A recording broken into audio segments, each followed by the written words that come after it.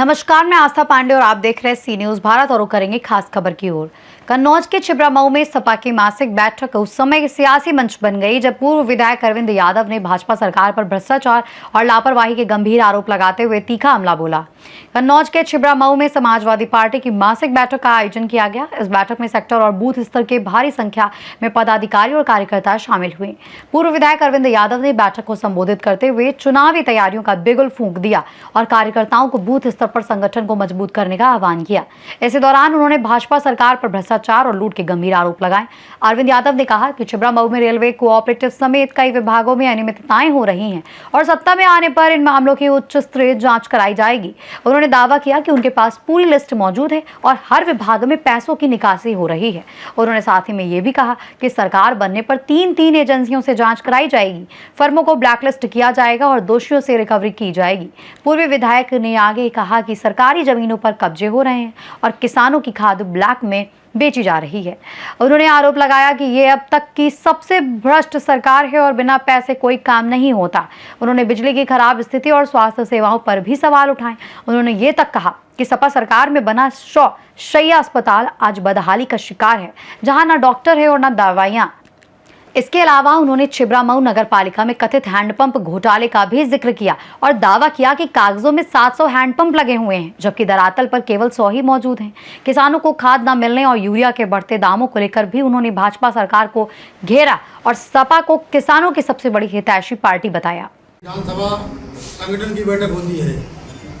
बैठक में हमारे पार्टी के सम्मानित जिलाध्यक्ष जी और पार्टी के हमारे सभी वरिष्ठ नेतागण और जितने भी संगठन के हमारे पदाधिकारी जोन से लेकर सेक्टर और बूथ प्रभारी तक इस बैठक में सम्मिलित होते हैं। और खास तौर से बैठक केवल संगठन को मजबूत करने के लिए 2027 के विधानसभा चुनाव की तैयारी को लेकर रणनीति किस तरीके से हम लोग आगे की बनाएं, उस पर ये बैठक हम लोग चर्चा करते हैं।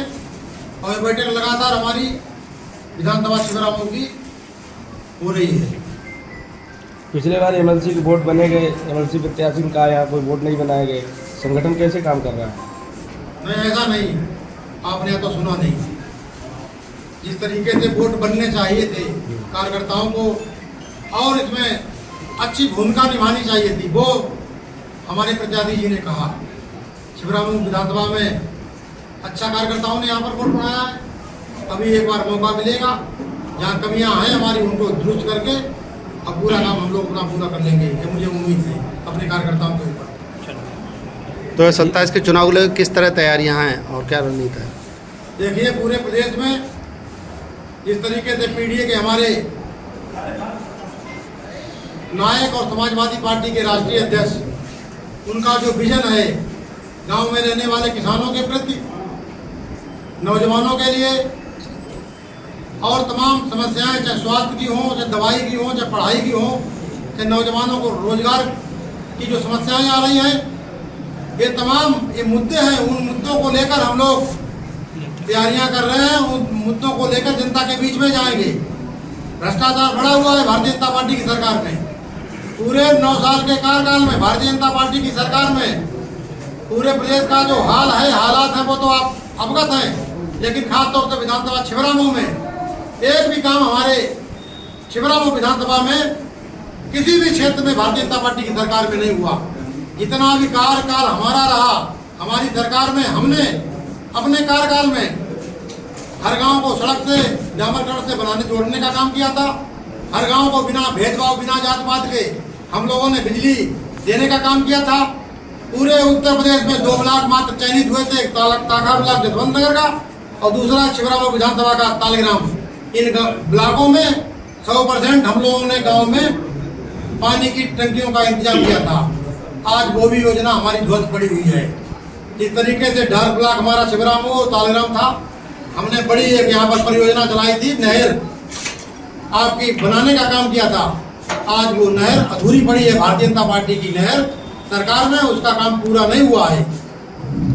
बिजली आज विधानसभा छिबरामऊ में 8 घंटे, 5 घंटे, 4 घंटे वो भी लगातार नहीं मिल रही है। और जब समाजवादियों का समय था तब हम लोगों ने 18 घंटे से लेकर और 24 घंटे ट्रांसफार्म वही है, वही सब इंतजाम था। हमने उस समय 18 घंटे से लेकर 24 घंटे किसानों को छिबरामऊ में बिजली उपलब्ध कराने का काम किया था। आज सारे के सारे काम ठप पड़े हुए हैं। हमने अपने कार्यकाल में दवाई के लिए, इलाज के लिए 100 दहिया का बहुत अच्छा अस्पताल छिबरामऊ में दिया था। आज उसकी दुर्दशा है सरकार में, वहाँ पर डॉक्टर नहीं है, वहाँ पर दवाइयाँ ब्लैक में दी जा रही हैं।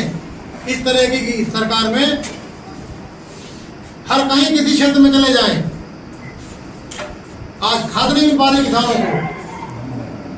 सुनने में आ रहा है, आपको भी पता होगा कि यूरिया के दाम 800 रुपये इस सरकार में हो गए हैं, नया जियो पास हो गया है। और NPK की दाम 1800 से लेकर बढ़ाकर 2500 रुपये करीब जो है 700 रुपये का इस सरकार में यूरिया और DAP के दामों में इस सरकार में इजाफा हुआ है। इस सरकार का किसानों से कोई लेना देना नहीं है।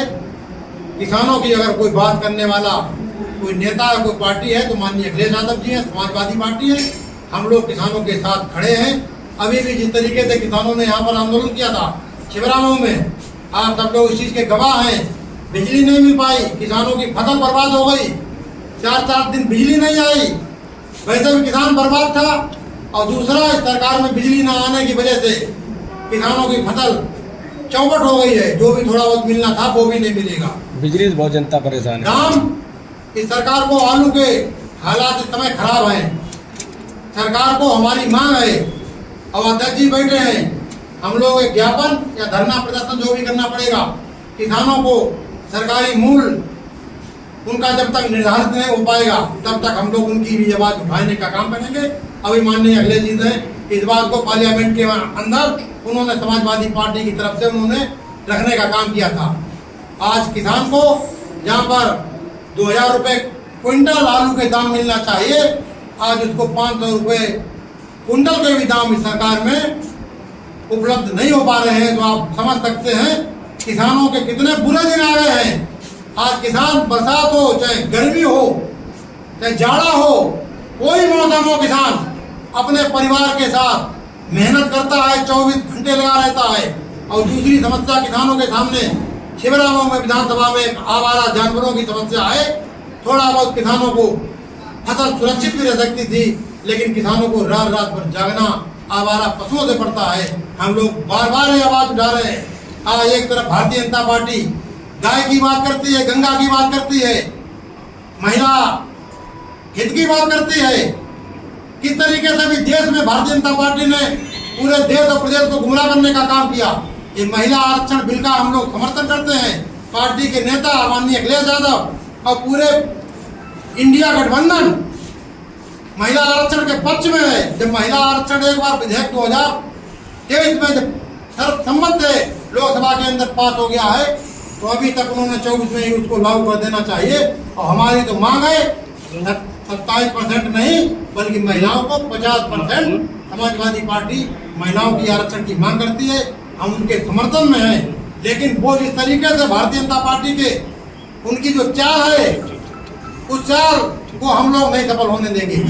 हमारी जाति जनगणना पहले की जाए, उसके बाद आरक्षण किया जाए, फिर हमारा सीटों का आरक्षण किया जाए। जिस समाज की जितने हिस्सेदारी PDA की बनती है उसके आधार पर वो आरक्षण महिलाओं को या बैकवर्ड या PDA को लोगों को मिलना चाहिए। सवर्ण का जो आरक्षण है वो उनको तो मिल ही रहा है, उनका कोटा निर्धारित है। बात 85% PDA की है। जो हक मिलना चाहिए हमको, उस लड़ाई को हमारी पार्टी लड़ती रहेगी। माननीय अखिलेश यादव जी ने कह दिया है, जब तक बिल में संशोधन नहीं होगा तब तक लोकसभा हो चाहे विधानसभा हो चाहे न्याय पंचायत हो चाहे तहसीलें हो, वहाँ पर समाजवादी पार्टी के कार्यकर्ता चुप नहीं बैठेंगे। हम अपनी लड़ाई लड़ते रहेंगे जब तक हमें न्याय नहीं मिल जाएगा, नौकरियों में आरक्षण नहीं मिल जाएगा, राजनीति में आरक्षण नहीं मिल जाएगा, किसानों को छूट नहीं मिल जाएगी। किसानों को भी उसमें एक बहुत बड़ा उनका भी बहुत बड़ा एक भारी संख्या किसानों की भी है। आज किसानों को जो खाद में सब्सिडी मिलनी चाहिए, किसानों को जो यंत्र है उनमें सब्सिडी मिलनी चाहिए, वो इस सरकार ने सब्सिडी छूट करके अब वो चंद लोगों को फायदा पहुंचाने का काम इस सरकार में हुआ है। आपने देखा किस तरीके से कोऑपरेटिव में जो यूरिया का आवंटन होना चाहिए जिले में, हर सोसाइटियों में बराबर का हिस्सा होना चाहिए, लेकिन भारतीय जनता पार्टी की सरकार में वो आवंटन बराबर न होकर कुछ भारतीय जनता पार्टी के पूंजीपति के चुनिंदे जो कारोबारी हैं उनकी गोदामों में सीधे सीधे माल इस सरकार में भेजने का काम कर रही है।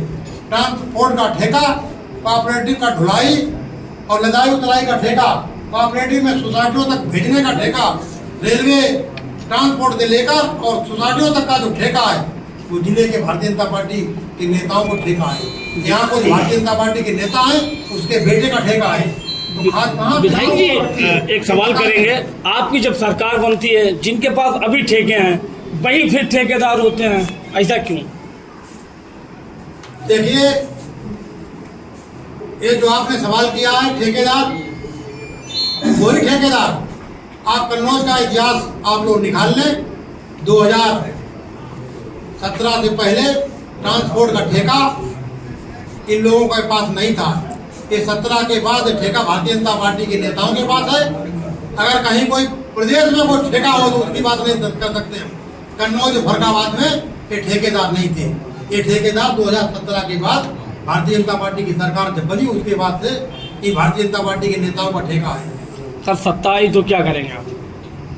सरकार हमारी जब बनेगी तब इस तरीके के जो ठेकेदार हैं उन ठेकेदारों को किसी कीमत पर हम लोग और हमारी पार्टी इस बार बख्शेगी नहीं।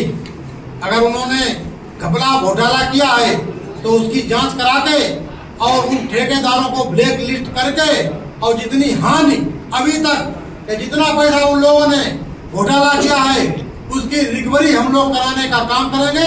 किसी कीमत पर हम लोग इस बार शांत नहीं बैठेंगे, जांच कराएंगे, एक एक बिंदु की जांच कराएंगे।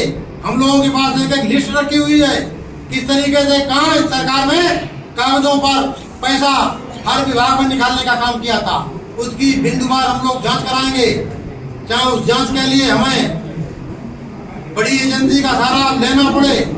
आप समझ सकते हैं ये जनपद पार्टी राष्ट्रीय अध्यक्ष और यहाँ के मुखिया अगले साथ अगर आपके उच्च नेता अगर इस पे एग्री ना हुए फिर उन्होंने अपनी ही पार्टी में मिला लिया तो फिर आप कैसे जांच होगी? देखिए, ये जनपद कन्नौज जनपद आपको भी मालूम है, सारे लोगों को मालूम है, मीडिया के बंधु बैठे हैं। ये जनपद स्वयं माननीय राष्ट्रीय अध्यक्ष जी का जनपद है, तो इसलिए यहाँ पर किसी प्रकार के कोई आप शंका कर ही नहीं सकते हैं।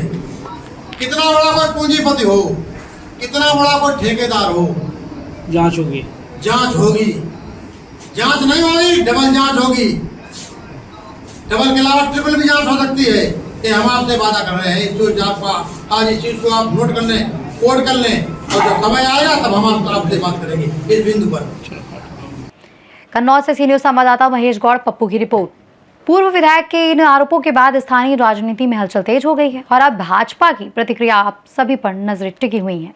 फिलहाल इस खास खबर में बस इतना ही। बाकी देश और दुनिया की तमाम बड़ी खबरों के लिए बने रहिए सी न्यूज भारत के साथ।